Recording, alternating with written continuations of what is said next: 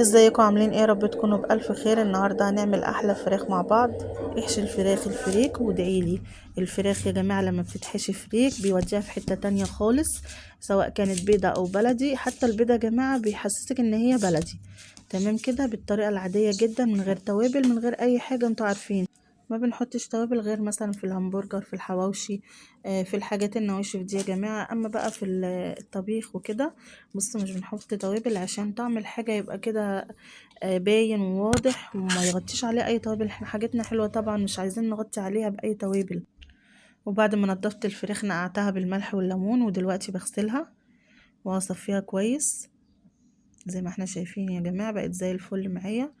وده الفريك اللي زي ما قلت لكم لما بيتبقى معايا بشيله في الفريزر. ودلوقتي انا طلعته وهحشي بيه الفرختين. يا دوب كميه الفريك دي قضت الفراخ. تمام كده. والملح ده اللي هدعك بيه الفراخ كده من جوه، بتحيقها كده وبتخليها جميله. اهو بصوا بالطريقه دي تبتدي كده تملحيها من جميع الجوانب عشان تبقى حايقه كده وحلو. كده كده انا كنت نقعها برضو بالملح الابيض والليمون. والخلة السنان دي يا جماعه هي اللي هكتف فيها الفراخ، هخليها ما تتحركش كده، وهتفضل زي ما هي كده في التسويه حتى لما تهريها خالص وتسوي الفراخ كويس. مش هتتفك منك. وبعد ما حطيت لها ملح وفلفل اسمر في جميع الجهات زي ما شفنا كده، هنبتدي بقى نحشيها بالفريك. احشي بقى نص كمية الفريك دي، وسيبي النص التاني للفرخة التانية. عايزة اقول لكم الفراخ دي يا جماعة بجد هتشرفكم في العزومات. يعني بيبقى شكلها حلو كده في الصينية وانتي مطلعاها، بتبقى مدهونة كده بالسمنة البلدي والملح والفلفل الاسمر، بتبقى جميلة يا جماعة في الطعم. وبتمنى ان انتوا تجربوها في عزومات رمضان.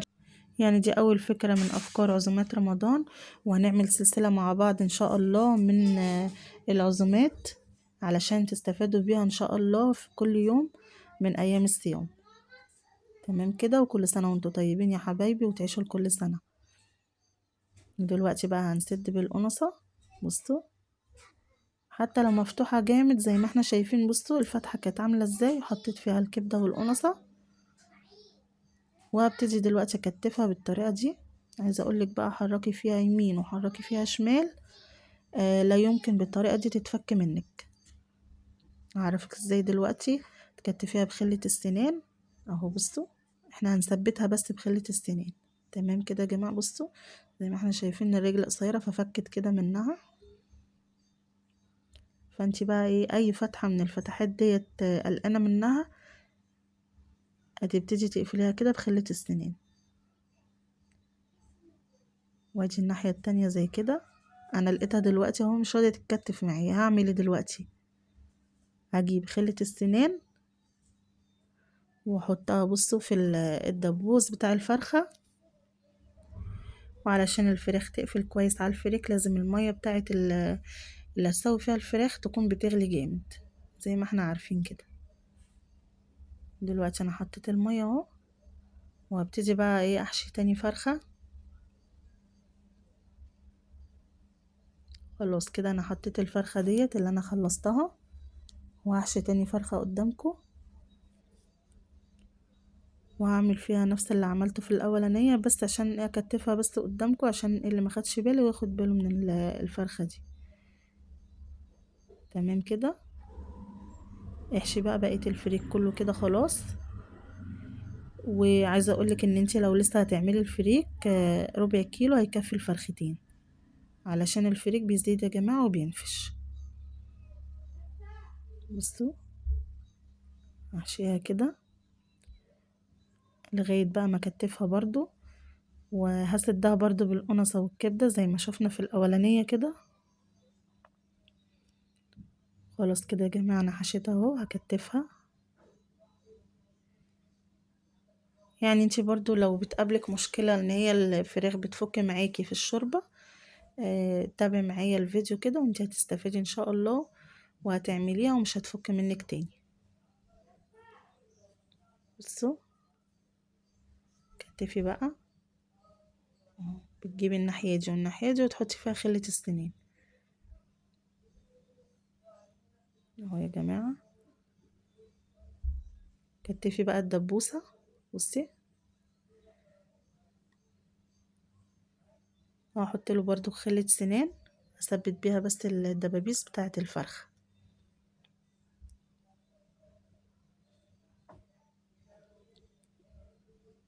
كده خلاص يا جماعة، انا بس بثبتها اهو، بصوا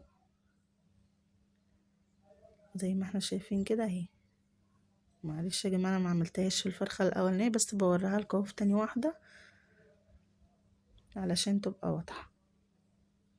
وادي التانية عملتها زي كده اهو، بصوا عادي يا جماعة، لو لقيتيها فكت عادي حطيها تاني برضو. المهم ان انتي تثبتيها كويس خلة السنان. هثبتها برضو من هنا، يعني خلة السنان دي بصراحة يعني مش هتستغني عنها وانتي بتكتفي الفراخ. كده يا حبايبي اخر حاجة بكتف فيها الفراخ اهو، بصوا ثبتيها بقى اي ناحية تفك منك ثبتيها براحتك. وادي شكل الفرخة يا جماعة، اتكتفت حلوة اهي، وهتحط في المية المغلية وتقفل كمان اكتر. وخدي بقى دلوقتي الريم اللي طلع ده، ابتدي اخد الريم كده، كل ما يطلع برضو ابتدي اشيله برضو عشان الشوربة تبقى صافية وجميلة. تمام كده. وعايزة اقول لكم برضو اللي مش حابب يعمل رز او مكرونة وعايز يزود كمية الفريك، انقعي الفريك حوالي نص كيلو مثلا، هتعملي ربع في الفراخ، والربع التاني بقى برضو ربنا يبارك فيه وهيزيد. هتسويه بايه؟ هنسويه بشوربة الفراخ دي بعد ما تستوي. هتجيبي بقى شوربة الفراخ كده في حلة، تحطي فيها الفريك وتسويها كده على نار هادية، وهيبقى جميل جدا يا جماعة كأنه مستوي برضو مع الفراخ. وهتحطيه بقى تقدميه تحت الفراخ كده في صينية، وتحطي عليه الفراخ هيبقى شكله كمان جميل جدا. بصي قلبي بقى الفراخ براحتك يمين وشمال، ومش هيجرى لها اي حاجة ولا تتفك. وكده تمام. بعد ما خلصت الفراخ ورشيت عليها الملح والفلفل الاسمر وحطيت لها بصلايه كده، اغطي عليها بقى واسيبها تستوي براحتها. سووها يا جماعه على نار متوسطه. وعايزه اقولك الفراخ دي لازم تستوي كويس علشان تبقى النسيره بتاعتها بتاعت الصدر ما تبقاش مكلكعه كده ومش حلوه، لا تبقى طريه كده وجوسي وجميله. ودلوقتي هعمل السبانخ دي زي ما احنا شايفين، هاخد منها الورق وهرمي الباقي. وكده الفراخ معايا اهي، هاخد برضو الريم ده وهقلبها بقى براحتي. بصوا زي ما احنا شايفين، تحكمي فيها براحتك. بصي ولا فكت ولا جرالها اي حاجة خالص. وهتسويها برضو براحتك، يعني هتسويها سوا كامل اهو، بصوا زي ما هي. تمام كده. وهسيبها بقى تستوي شوية تاني عقبال لما نشوف هنعمل ايه دلوقتي. دول يا جماعة معلقتين من الفريك، وده كيس ملوخية من اللي فرستها معاكم قبل كده. الملوخية المتفرزة دي يا جماعة هنحطها زي ما هي كده متجمدة. اول ما نطلعها من الفريزر نفكها كده من الكيس ونحطها كده بكوبشتين شوربة بس، يعني ايه يعني حاجات بسيطة جدا علشان تتحكمي فيها.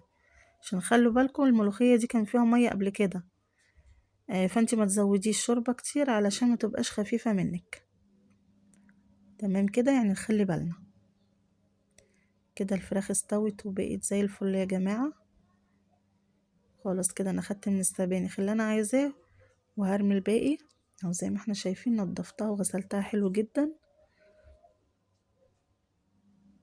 دلوقتي هنطلع الفراخ مع بعض وهوريكي برضو تطلعها ازاي.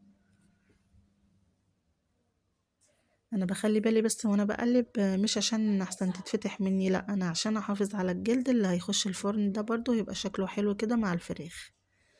بصي طلعها بشوكة، وفي نفس الوقت المعلقة كده من تحت الفراخ. زي ما اتفقنا انا سويت الفراخ جامد جدا يا جماعة لغاية اما الصدر كده يبقى طري وجميل. تمام كده. بصوا دلوقتي هكون مسخنة الفرن وهنشوف هنعمل ايه دلوقتي في الفراخ. رش عليها بقى شوية ملح حلوين كده من فوق علشان تبقى حقيقة كده وحلوة. تمام. وبعدين هتدهنيها بمعلقة سمنة. السمنة طبعا كده كده بتبقى متجمدة دلوقتي زي ما احنا عارفين، فيستحسن تكون متجمدة عشان تدهنيها كده عقبال ما تخش الفرن تعمل طبقة حلوة كده على وش الفراخ. وانا هضيف حوالي معلقتين 3 كده من الشوربة كبار وحلوين علشان الفراخ وشها كده ما ينشفش. تمام يا جماعة. وهتعمل صوص حلو برضو كده من تحت الفراخ. لما بتكسري بقى الفراخ كده بالفريك، الفريك بينزل في الصوص ده بيبقى زي العسل يا بنات. تمام. جربوا الطريقة دي، انا متأكدة ان شاء الله هتعجبكم. يعني انتي بدل ما تقطعي الفراخ مش كل شوية بقى تقطعيها، اعمليها مرة كده ومرة بالفريك، وان شاء الله الطريقة ديت هتشرفك قدام ضيوفك. اهو بصوا زي ما احنا شايفين كده بدهنها عقبال ما تخش الفرن هتسيح بقى جوه وتعمل طبقة حلوة كده على وش الفراخ. خلاص كده يا جماعة هندخلها دلوقتي الفرن وهنشوف بعد كده بقى هنعمل ايه. انا كنت عاملة جنبيها مكرونة كده محمرة، بتبقى لذيذة كده جنب الفراخ، وبتبقى بشوربة الفراخ كمان بصراحة احلى من شوربة اللحمة. ودلوقتي هضيف كوبشتين 3 كده من الشوربة وهي سخنة كده يا جماعة. هسيبها بقى تفك براحتها الملوخية قبل ما نشوف بقى هنعمل ايه. يعني في حاجات لازم تتعمل قبل حاجة عشان زي ما احنا عارفين كده، زي مثلا الملوخية عشان تفك. فاحنا اول حاجة بنعملها الملوخية وهنسيبها بقى وهنشوف هنعمل ايه دلوقتي. جبت معلقتين حلوين كده من السمنة وابتدي احمر فيهم المكرونة لغاية اما تديني اللون الاصفر الذهبي. اوعي تغمقي المكرونة عشان ما تمررش. خلاص كده يا جماعة هعمل المكرونة وهنروح بقى نعمل السبانخ. طبق سبانخ حلو كده. انا عايزه اقول لكم ريحه الطشه بقى في الملوخيه وفي السبانخ كانت تحفه. انا عملت الملوخيه دي يا جماعه علشان برضو اللي ما بيحبش السبانخ. وكده المكرونه اتحمرت وادتني اللون الاصفر الذهبي زي ما احنا شايفين كده. بصوا هبتدي بقى اوطي النار علشان لونها ما يغمقش اكتر من كده. كمان في نفس الوقت وانتي بتضيفي الشوربه بيطلع منها بخار كتير، فوطي النار احسن. تمام كده. خلاص بقى هضيف الشوربة كده واسيبها بقى تستوي براحتها. ضيفي كمية شوربة حلوة وحطي الملح برضو. دوقي الشوربة يا جماعة عشان برضو ايه ملحها يبقى مظبوط كده وحلوة. تفرق يا جماعة في الاكل برضو تظبيط الملح. وهنا بقى هزود بقى الشوربة بكمية حلوة كده. وبعدين انا عايزة الشوربة دي كمان لسه بينخول الملوخية، هعمل حسابي يعني. تمام كده. وهنا بقى اقطع السبانخ بالطريقة العادية جدا وكان معاها حزمة خضرة. انا خدت على قد طبق بس والباقي هشيله في الفريزر كده زي ما هو. بصي يا حبايبي برضو لما تجيبي خضرة اعملي حسابك بقى في حزمتين 3 تشيليهم، يعني لو انت لسه ما فرستيش.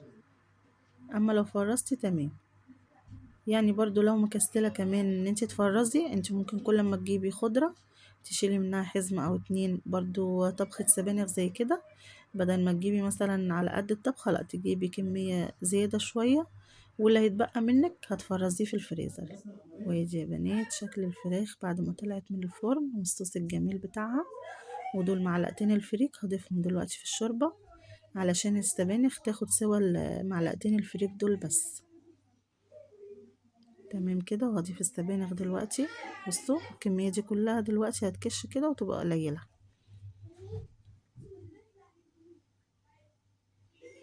خلاص كده يا حبايبي هقلب فيها. وبعد ما اقلبها بقى انا كنت محضرة بقى التوم علشان اعمل طشة الملوخية وطشة السبانخ مع بعض.